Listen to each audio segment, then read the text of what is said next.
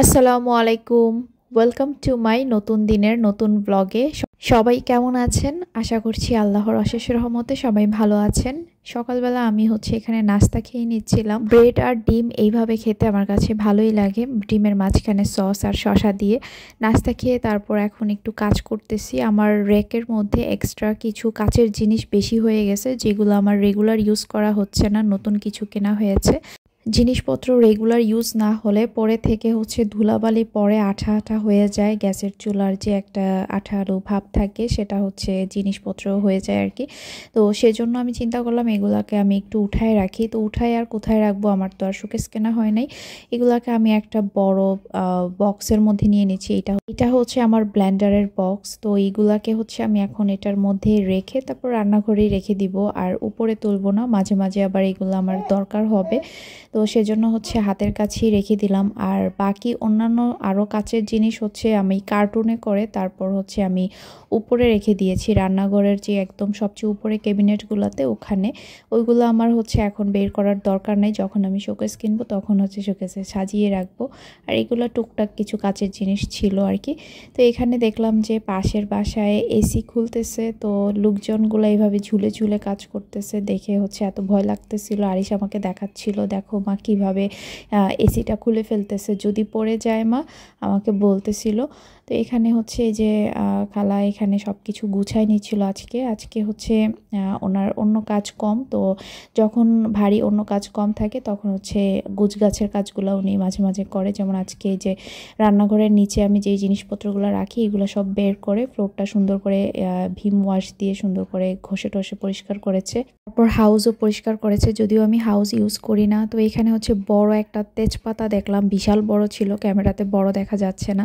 তো উনি মানে যখন যে কাজের কথা বলি সেই কাজই করে। অনেকে আমাকে জিজ্ঞেস করে যে আপনি আপনার সার্ভেন্টকে মানে কি কাজের জন্য রেখেছেন। আমার স্পেশালি ওয়াশরুম ক্লিন, তারপর কাপড় ধোয়া, ঘর মোছা, ঘর ঝাড়ু, হাঁড়ি পাতিল ধোয়া, এগুলো আর কি মেনলি করা হয়। আর এর বাইরে অনেক কিছুই করে, যেমন কাটাকাটি থাকলে করে দেয়, কাটাকাটিগুলো এখন উনিই করে দেয়। তারপর আমি যখন যেটা দেই আর কি, যখন যেটা থাকে পরিষ্কারের বা গোছগাছের, বাসায় তো কত কাজই থাকে।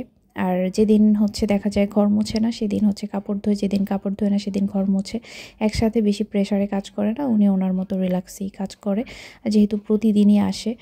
আর কাজেও মাশাল্লাহ ভালো, একদম আমার মনের মতো পরিষ্কার পরিচ্ছন্ন সুন্দরভাবে কাজ করে। ভালো আর বিশ্বস্ত একজন সার্ভেন্ট পাওয়াটা সবচেয়ে বড় ব্যাপার আমি মনে করি।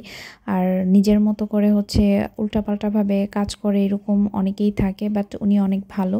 ওনাকে আমি যেটাই বলি সেটাই করবে, আমার বলা ছাড়াও উনি পারলে আরও এক্সট্রা কাজ আমাকে করে দেয়।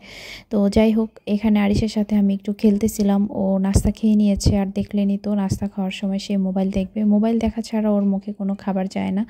তারপর নাস্তা খাওয়ার পর দেখা যায় যে মোবাইল নিয়ে বসে থাকবে, সেজন্য আমি ওকে খেলায় ব্যস্ত হয়ে যাই যেন মোবাইলটা নিয়ে বসে না থাকে। আর ওই সময় আমার কাজ থাকলো আমি পরে কাজ করি, তা না হলে দেখা যাবে ওই যে নাস্তা খাওয়ার সময় মোবাইলটা দেখতেছিল, তার ওই তালে তালে সে মোবাইল দেখতেই থাকবে। তো নাস্তা খাওয়া শেষ, মোবাইল রেখে দিয়ে তারপর ওর সাথে আমি বেশ কিছুক্ষণ খেলেছি। খেলার মধ্যে থাকতেই সে বলল যে আর খেলবে না, এখন সে তার পছন্দের গান শুনবে। বলতেছিল টিভিতে পছন্দের গান দেওয়ার জন্য, তো এখন আমি ওর পছন্দের গান দিচ্ছি। সেদিন সে যে গানটা গেয়েছিল এটা এখন তার রিসেন্ট পছন্দের একটা গান। ওর এক এক সময় এক একটা পছন্দ থাকে, তো এখন সে একটু বসে বসে গান শুনবে, না হয় দৌড়াদৌড়ি করে গান শুনবে। তারপর সে কিছুক্ষণ সাইকেল চালাবে, এর মধ্যে আবার ফোন কলেও সবার সাথে কথা হয়। তারপর ওকে আমি গোসল করাই দিব। আর আজকে আমার রান্না বান্না নেই, গত রাতে আমি রান্না করি নাই, আমার রান্না করতে ভাল লাগতেছিল না।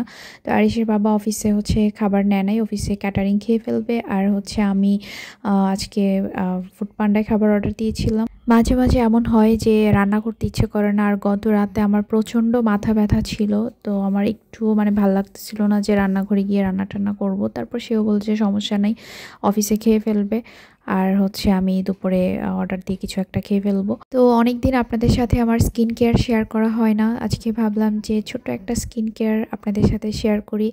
আজকে আমি বেসন দিয়ে একটা রেমেডি তৈরি করতেছি। বেসন দিয়ে যে কোনো টাইপস ফেস প্যাক স্কিনের জন্য অনেক বেশি বেনিফিটস দেয়।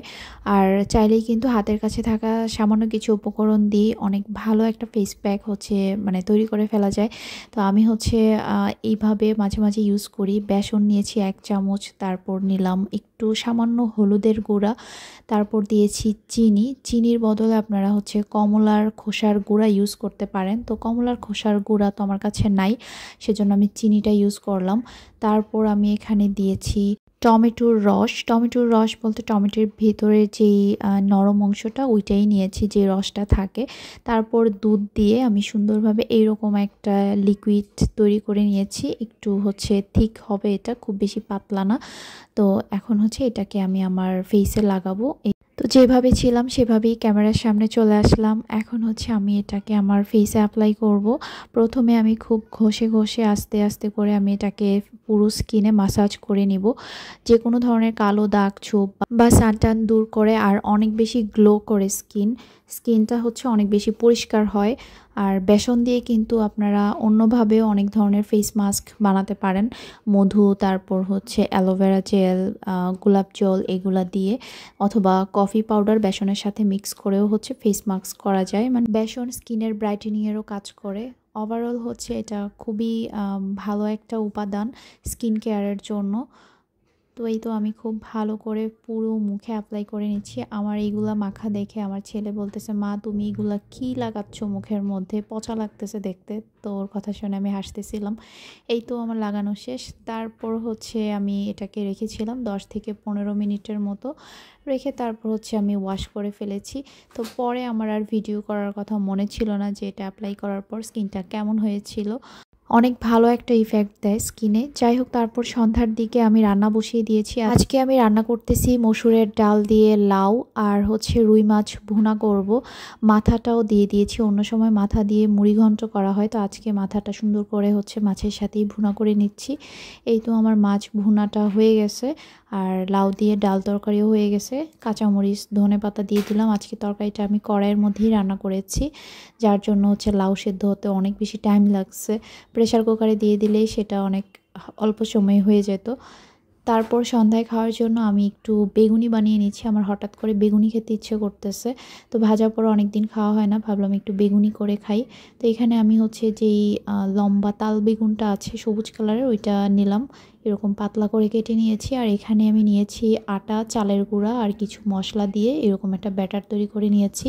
বেসন ছাড়াও অনেক ক্রিস্পি বেগুনি বানানো যায় শুধুমাত্র আটা আর চালের গুঁড়া দিয়ে। চালের গুঁড়াটা দেওয়ার কারণে অনেক বেশি ক্রিস্পি হয়। বেগুনের মধ্যে আমি একটু হলুদ লবণ মাখিয়ে তারপর হচ্ছে আমি এটা ব্যাটারে চুবিয়ে এখন ভেজে নিব। তো এই তো আমাদের বেগুনি ভাজা হচ্ছে।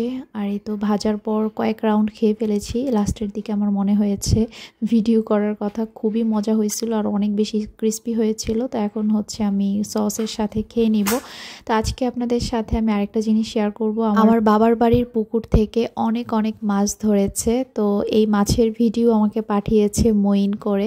তো এখানে অনেক ধরনের মাছ আছে, শয়লা মাছ, কই মাছ, তারপর হচ্ছে কি বলে রানী খইয়া একটা আছে ওই মাছ, তারপর শোল মাছ, তারপর আরও অনেক মাছ ছিল, শিং মাগুর মাছ।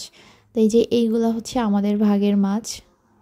তো এখানে অনেক ধরনের মাছ আছে, এই যে শোল মাছ এগুলা মেবি, তারপর কই মাছ ছিল, একদম দেশি কই মাছ। এইগুলা হচ্ছে আমাদের সামনের পুকুরের মাছ।